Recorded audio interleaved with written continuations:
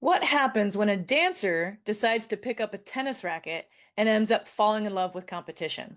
In this special episode of Car Ride Conversations, I'm joined by one of my favorite teenagers, my niece Ireland, for a candid chat about what it's like stepping into competitive sports for the first time. We talk about what motivated her after not making the team, how she shifted from grace to grit on the tennis court, and what she's learning about mental toughness and energy management and confidence along the way. If you've got a young athlete who's just starting out, or if you're navigating the ups and downs of trying something new, this episode is full of relatable moments, full of fresh insight from a teen who's loving it. Welcome to Confident Calm and Clutch Car Ride Conversations. I'm your host, Valerie Alston, here to help parents and young athletes spark meaningful dialogue about mental toughness, resilience, and confidence. Whether you're headed to practice, a game, or just running errands around town, this podcast is your go-to for building stronger relationships and lifelong skills, one car ride at a time. Let's dive in.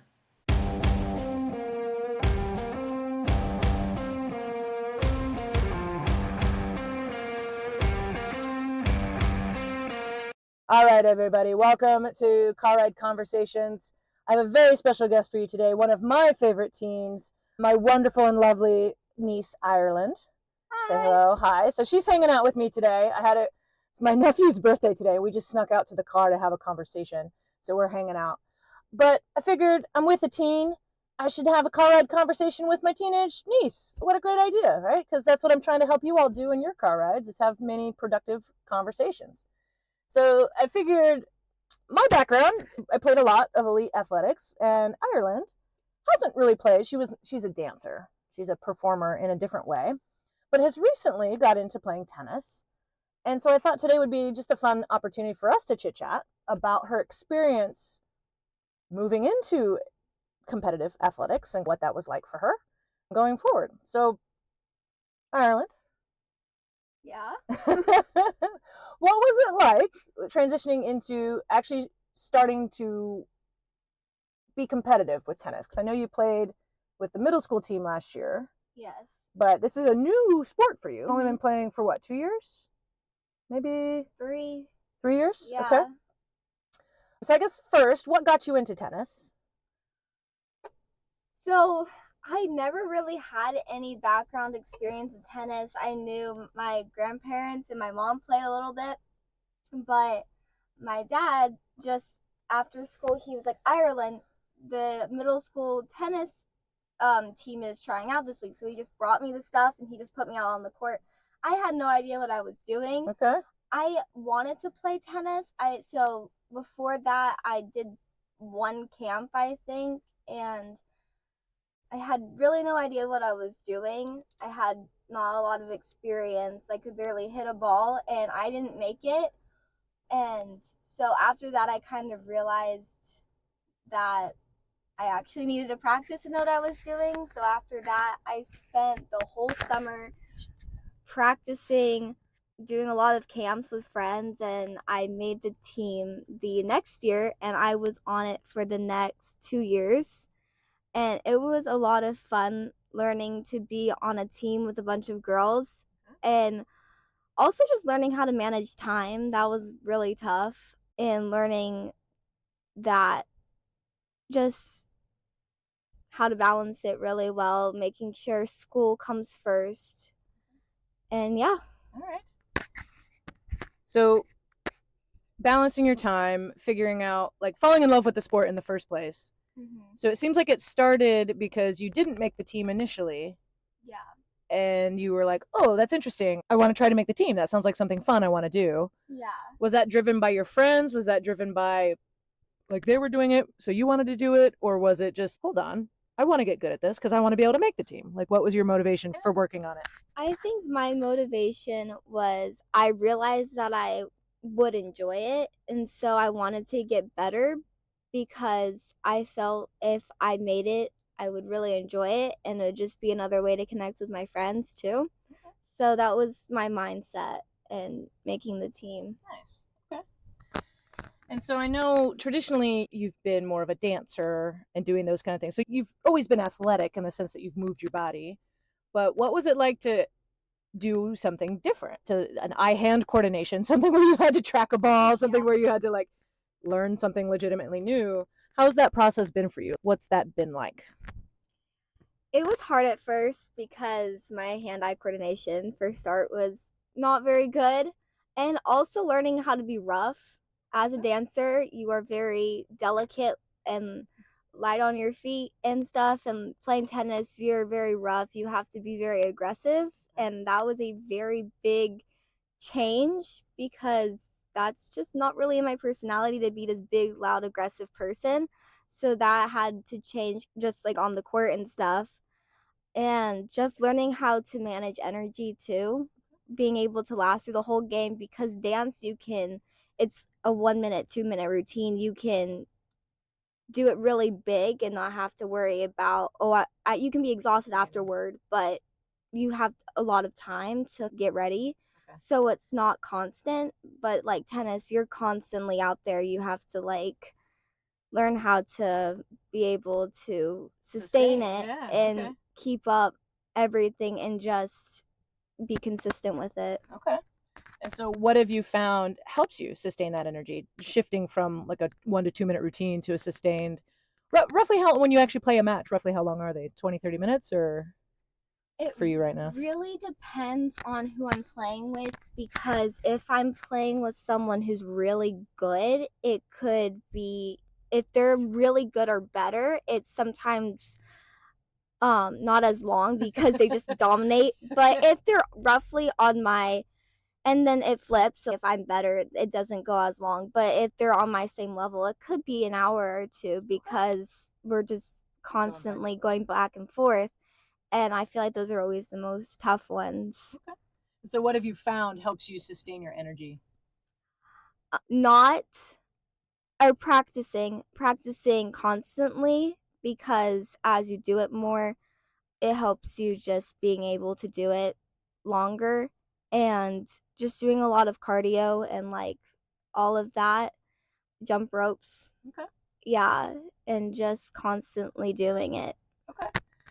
Yeah, so obviously training your body to be able to sustain that kind of effort. And that's important. Obviously, the physicality of your sport for anybody, whatever sport you play, it's important to train specifically for your sport, right? Yeah. As a dancer, you needed different things. As a tennis player, you needed different things. Of course, that's a big part of it. But I'd like to hear too, if you wouldn't mind sharing, how was that mentally different, sustaining your mental effort, your mental energy for an hour versus for a dance, again, you said it's only maybe 2 minutes max. What are the things that you do to keep that mental energy up?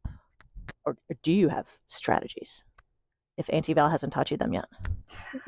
Yeah, I on the court had to remember a lot that honestly I haven't really thought about it really, but just remembering that, because I had just, what am I trying to get at? I got tired and I got really down on myself, saying, oh my gosh, look, you're losing. And then I just had to keep telling myself, you have to win one more point. And then when I didn't, it was like, oh no, what I'm going to do now. And All right, y'all. Unfortunately, I had a technical difficulty and the sound cut off for the rest of the video. We had about 5 more minutes chatting with Ireland about her experience moving into tennis. Hopefully, I'll bring her back at a later date. So unfortunately, the second half of the interview was just video. But a couple things we talked about as she was saying there at the end of the video, really managing her thought process was new for her because in a 1 to 2 minute dance, right, she didn't really have time for her thoughts to go wrong, right? She was just feeling the music and flowing. But in tennis, in a much longer duration performance, she found herself getting caught up in her thinking of like, well, what if this and what if that, and if I'm not good at that, and really fighting that inner dialogue. And so we chatted a little bit, if you all listened to last week's episode about the P3 thinking, how really making sure that your thinking is working for you, not against you. Discussed, you heard her mention that the duration of a tennis match was pretty tough. And so she focused a lot on just taking a big, slow, deep breath to help her, especially when she started to get a little bit tired. Thinking about that for yourselves, when you're starting something new, it's not only physically draining, especially if you're having to do new things physically that your body's not used to doing. Right? I don't know, maybe many of you have experienced that. Even just going to the gym for the first time in a long time wears you out differently. And so thinking about that when you're trying something new, whether it's a new sport, a new activity, a new whatever it is, it's not just a physical effort, it's a mental and emotional effort. And the act of learning something new, it can be pretty draining. It can often be very rewarding and fulfilling and bring you confidence and joy in different ways, but that doesn't mean it's not draining. And so, really thinking about that for yourself as you're starting, if you are getting ready to start something new, a big part of helping yourself be successful is just going in with the right mindset that it might not be easy.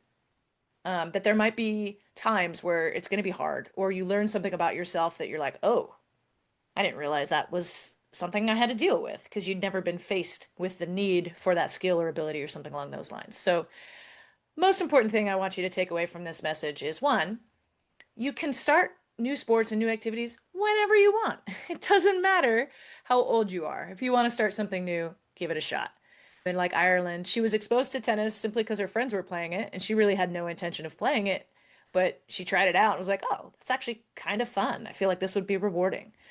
And so it doesn't matter why you start something. If you find you like it and you want to spend time on it, devoting energy and effort to getting good at it can be really powerful.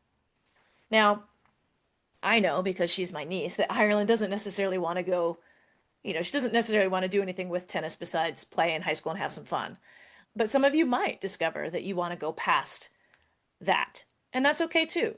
But there's nothing wrong with doing a sport just for the sake of doing it because you love it and because you get to be with your friends. So, whatever your motivation for playing something, as long as you can tap into, that's going to help you in that learning process as you grow and develop in that sport. Like, why did you choose to play this in the first place? All right, so let's transition this into some conversation for you all. Again, some reminders on the rules. There are no wrong answers. Okay, take turns talking and listening. Try to minimize your distractions as best you can. And remember that you can pause after each individual question and talk about it, or you can just listen to all of them and pick the ones that make the most sense for you. All right, so our first question for today. Have you ever tried something new and failed at first? Like either whether it's making a new team, trying a new sport, maybe struggling with a new skill in school. It doesn't have to be sport related. Okay. So if you have, what made you want to keep going or not? What helped you get better? So really thinking about your experience of trying something new, what was that like? And what can you learn about yourself from that process to maybe be better the next time you try something new or to persist even if it is difficult? Okay. So talk about that.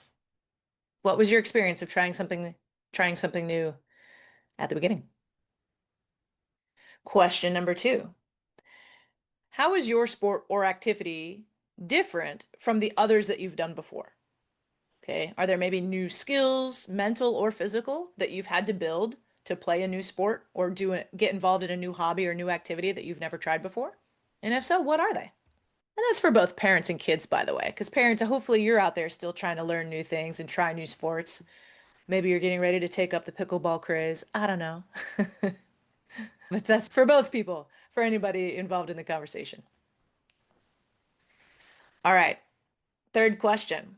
When you're in a long, tough practice or match, or insert game, whatever it is that you play, what helps you stay focused and motivated? Recognizing that it's normal and natural for your focus to wander and for motivation to ebb and flow throughout a duration of a performance. And so thinking about for yourself what actually helps you stay locked in. And it's okay if your mind wanders or if you go different things, but what brings you back? And think about that. So how could you build more sustained effort and energy towards your sport, especially through a long, tough practice or workout session, or in maybe a grueling match or game? Okay. Our final question. Again, this is for everybody, regardless if you're the athlete or the parent. But what is harder for you, physical effort or mental effort, and why? What strategies do you use to push through either one of those when it does get hard? Talk amongst yourselves, because we're all maybe a little bit different. Maybe if you have training, if you're a runner or something and you actually like to run for fun, maybe you're really good at pushing through physical effort, but maybe mental effort's a little tougher. So there's obviously no wrong answers to this. It's just curiosity, right? We're gonna trying to build some connection with whoever it is you're having this conversation with. All right, y'all. Remember to keep that conversation rolling and let's make those car rides count. Thank you so much for joining me on Confident, Calm, and Clutch Car Ride Conversations. If you found this episode helpful, please share it with at least one other parent or coach in your life that you think might be inspired by this conversation. If you're looking for more weekly tips and mindset shifts and conversations to help you or your athlete stay confident, calm, and clutch, please consider joining my newsletter at www.confidentcalmclutch.com/newsletter. And if there's something that you would like me to discuss on this show, maybe a topic, I don't know, a skill or area, a difficulty that maybe your athlete is having that you'd like to have me discuss, please feel free to reach out. You can DM me at V Alston Coaching on either Facebook or Instagram, or if you go to the show notes, there is a link to send me a message directly. All right, y'all. I hope you have an amazing day. I will see you next time. Go. No. Go. Go. Yes. Go. Go.